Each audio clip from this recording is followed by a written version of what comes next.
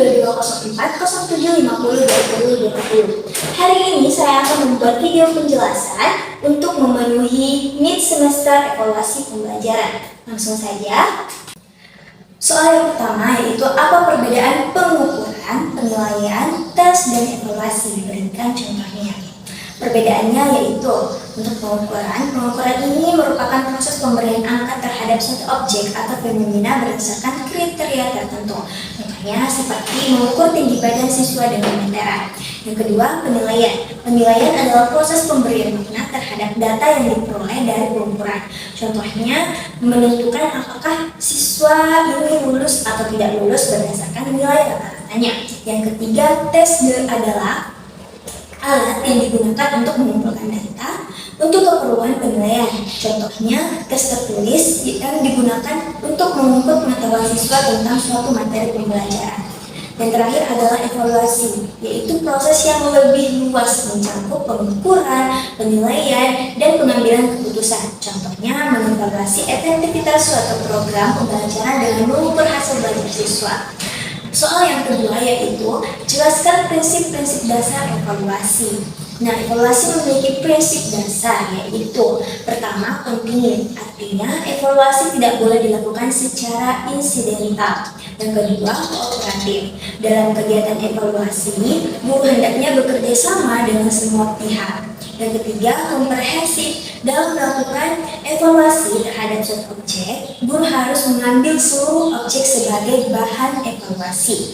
Yang keempat, adil dan objektif. Dalam melaksanakan evaluasi, guru harus berlaku adil tanpa dedikasi. Dan yang terakhir, praktis. Mengandung arti mudah dipahami dan digunakan. Untuk soal yang ketiga yaitu sebutkan dan jelaskan jenis-jenis evaluasi dalam pembelajaran. Nah, ada 4 jenis evaluasi dalam pembelajaran. Yang pertama, evaluasi formatif. Evaluasi formatif adalah evaluasi yang ditujukan untuk memperbaiki proses belajar mengajar. Yang kedua, evaluasi sumatif. Evaluasi yang digunakan untuk keperluan angka kemajuan atau hasil belajar siswa. Yang ketiga, evaluasi penempatan, yaitu evaluasi yang ditujukan untuk menempatkan siswa yang sesuai dengan kemampuannya. Yang keempat adalah evaluasi diagnostik, adalah evaluasi yang ditujukan untuk membantu memecahkan kesulitan belajar yang dialami siswa tertentu.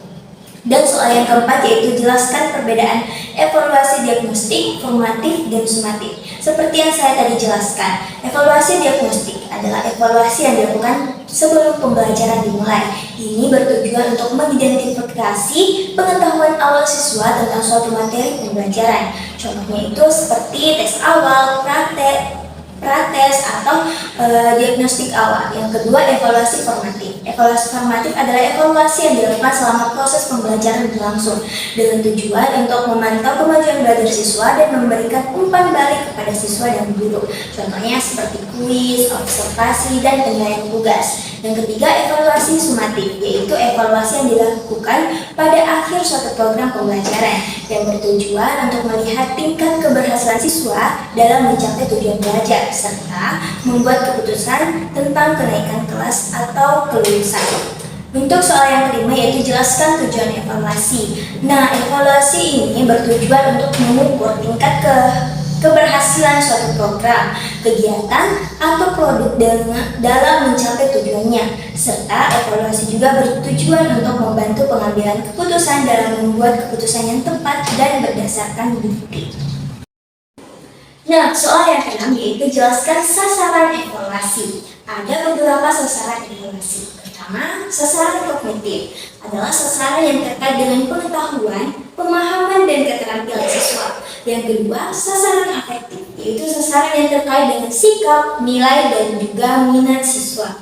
Dan terakhir yaitu sasaran psikomotor, adalah sasaran yang terkait dengan keterampilan fisik dan juga koordinasi siswa. Soal yang ketujuh yaitu jelaskan fungsi evaluasi pembelajaran bagi pendidik dan bagi siswa.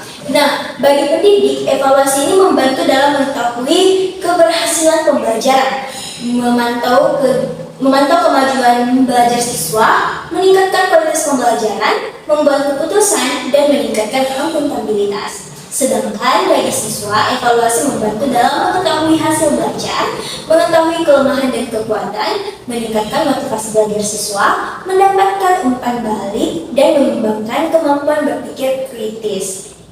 Nah, soal yang ke-8 yaitu jelaskan klasifikasi evaluasi menurut fungsinya.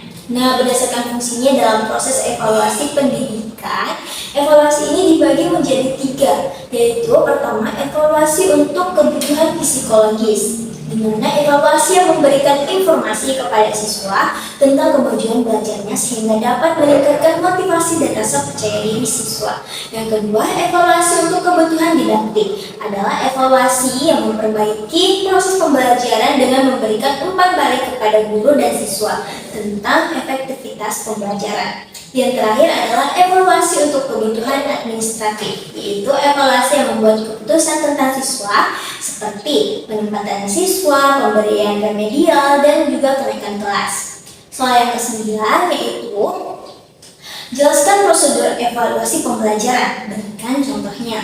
Nah, ada beberapa prosedur evaluasi pembelajaran, yaitu pertama, membuat perencanaan evaluasi. Ini berisi tentang menentukan tujuan, jenis, perencanaan evaluasi, dan menyusun instrumen evaluasi. Yang kedua, pelaksanaan evaluasi. Melaksanakan evaluasi sesuai dengan rencana yang telah dibuat termasuk memberikan instruksi kepada siswa dan mengumpulkan data evaluasi. Yang ketiga, yaitu pengolahan data. Mengolah data evaluasi untuk mendapatkan informasi tentang kemajuan belajar siswa, efektivitas pembelajaran, dan kesenjangan antara tujuan dan pencapaian. Yang keempat yaitu penafsiran hasil evaluasi, terdiri dari menarik kesimpulan tentang hasil belajar siswa, memberikan umpan balik kepada siswa dan guru, serta menemukan tindak lanjut untuk meningkatkan hasil belajar siswa. Yang terakhir yaitu laporan. Laporan hasil evaluasi berisi tentang tujuan evaluasi, jenis evaluasi, rancangan tes, instrumen evaluasi, hasil analisis data, dan juga kesimpulan. Contohnya, seorang guru IPA merencanakan evaluasi formatif dengan tujuan untuk memahami pemahaman siswa tentang materi fotosintesis. Dia membuat soal tes yang berbentuk pilihan ganda dan uraian. Setelah mengumpulkan jawaban siswa, dia menganalisis hasilnya untuk mengetahui area mana yang perlu diperbaiki dalam pembelajaran fotosintesis. Berdasarkan analisis ini, dia memberikan umpan balik kepada siswa dan menyesuaikan metode pengajaran untuk memberikan pemahaman yang lebih baik. Selain itu, guru ini membuat laporan juga mengenai hasil evaluasi fotosintesis. Nah, untuk soal yang terakhir yaitu jelaskan apa itu tes dan non-tes. Berikan contohnya. Nah, tes adalah alat ukur yang digunakan untuk menilai suatu kemampuan, pengetahuan, atau keterampilan seseorang. Contohnya seperti tes tertulis dan tes lisan. Sedangkan non-tes adalah alat ukur yang digunakan untuk menilai aspek-aspek yang tidak mudah diukur dengan tes. Contohnya seperti observasi dan juga kuesioner. Nah, mungkin itu saja yang dapat saya jelaskan hari ini. Kurang dan lebih yang mohon dimaafkan. Wabillahi taufiq wal hidayah. Wassalamualaikum warahmatullahi wabarakatuh.